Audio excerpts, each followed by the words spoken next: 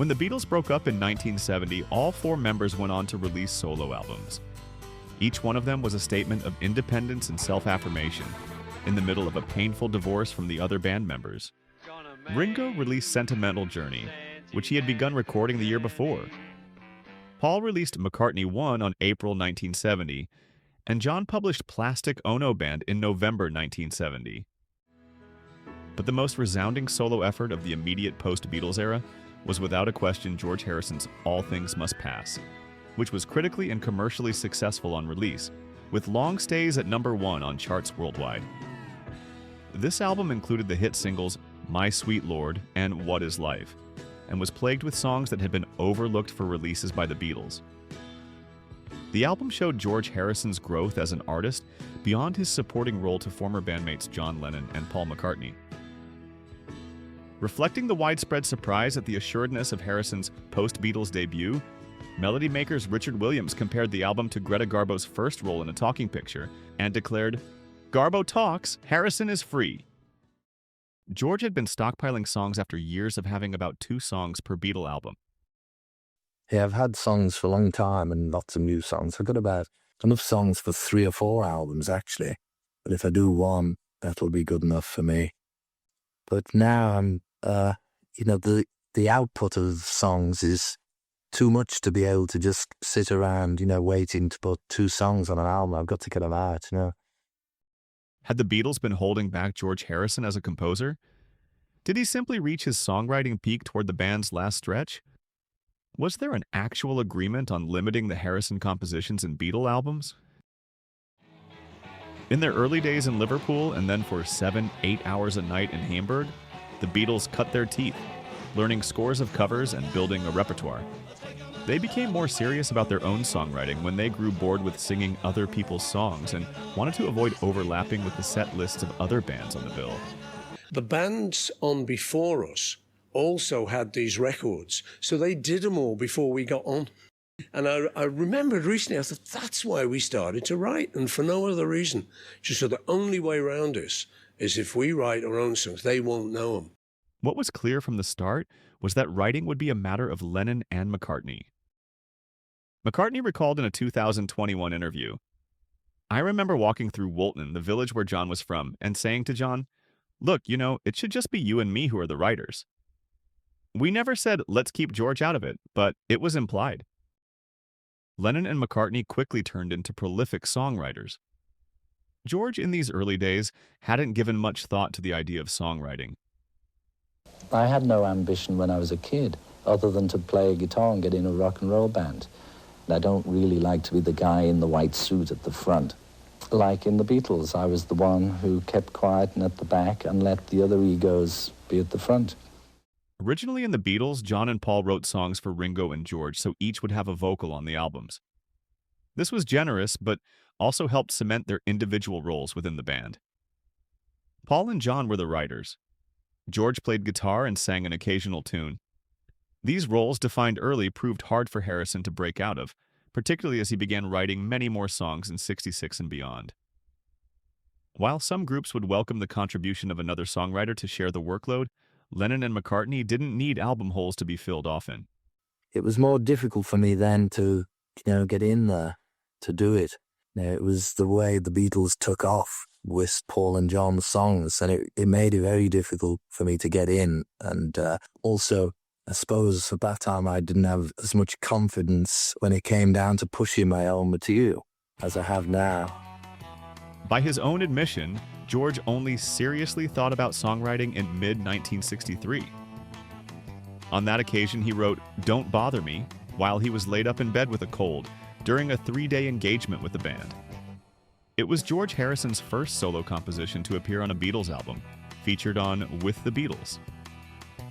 By the time George was just starting his apprenticeship in songwriting, John and Paul had been at it for years. George has not done his best work yet. His talents have developed over the years, and he was working with 2 fucking brilliant songwriters, and he learnt a lot from us, and I wouldn't mind it being George, the Invisible Man, and learning what he learnt. And maybe it was hard sometimes for him, because Paul and I are such egomaniacs, but that's the game, you know. In the 1962 to 1966 timeframe, the Beatles had a tight work rate, producing 4 singles and 2 LPs per year. The John Paul machine was cranking out one #1 hit after another every 3 months for 3 solid years. However, even back then, George was definitely getting opportunities. He got 7 more tunes on record during the early period up to 1966. 1965's I Need You and You Like Me Too Much, off of the Help LP, Think for Yourself, and If I Needed Someone, off Rubber Soul that same year. And in 1966 it was Taxman, I Want to Tell You, and Love You Too, off the Revolver album. Taxman kicked off Revolver, a role typically reserved for standout songs. The idea of George being sidelined as a composer should be considered only after they stopped touring in 1966. That year, George wrote 5 songs, of which 2 were rejected. In 1967, only 1 of his 3 songs was accepted for the Sgt. Pepper album. The White Album is where George started to really pick up speed.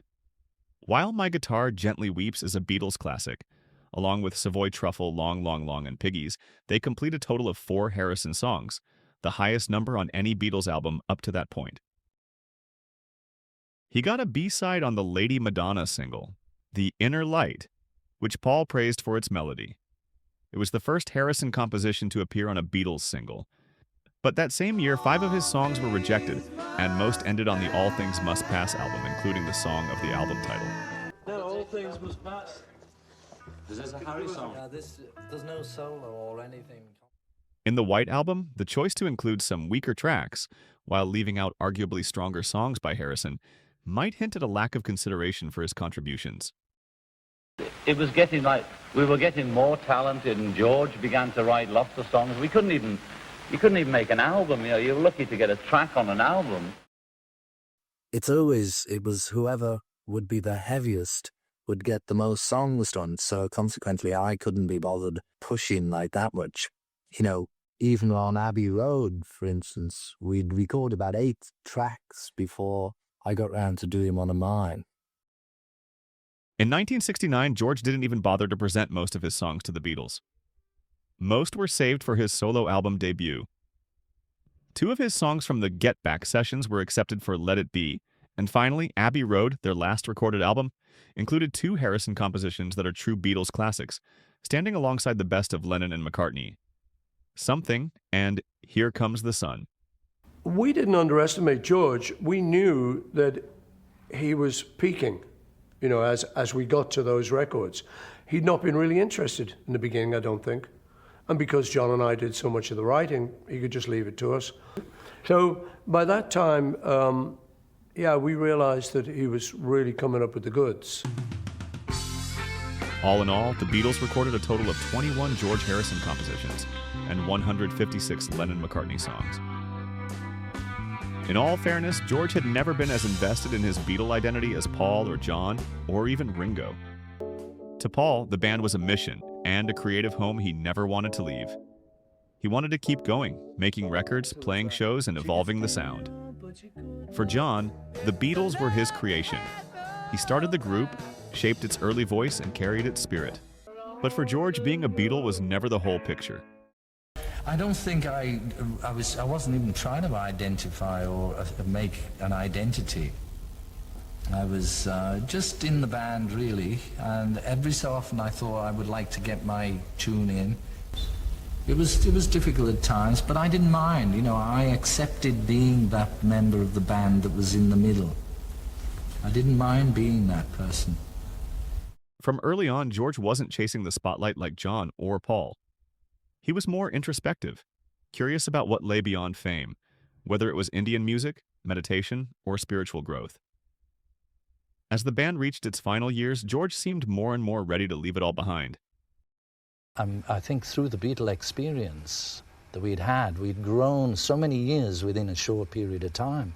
I'd experienced so many things and met so many people, but I realized there was nothing actually that was giving me a buzz anymore. I wanted something better. While John and Paul fought over the future of the Beatles, George was already looking past it, imagining a life that didn't depend on the band at all. After the Beatles, George truly came into his own. He used his music to express his deepest beliefs about love, loss, faith, and the fleeting nature of life. I think that's the most important thing. It still is for me. You know, I get confused when I look around at the world and I see everybody's running around and, you know, as Bob Dylan said, he not busy being born is busy dying, and yet nobody's trying to figure out what's the cause of death and what happens when you die. I mean, that to me is the only thing really that's of any importance. The rest is all secondary. His post-Beatles music revealed a soul more interested in inner peace than pop charts. Beyond music, he poured himself into film with handmade films, supported humanitarian causes like the Concert for Bangladesh, and embraced a quieter, more reflective life away from the spotlight.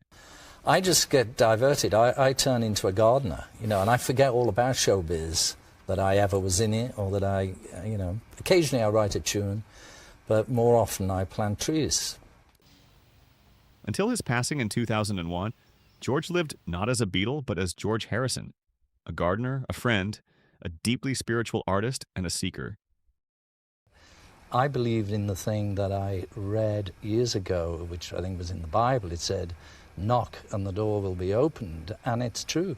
If you want to know anything in this life, you just have to knock on the door. In the end, he didn't just step out from behind Lennon and McCartney. He walked his own path entirely with grace, wit, and unwavering authenticity, understanding that life is transient and that all things must pass.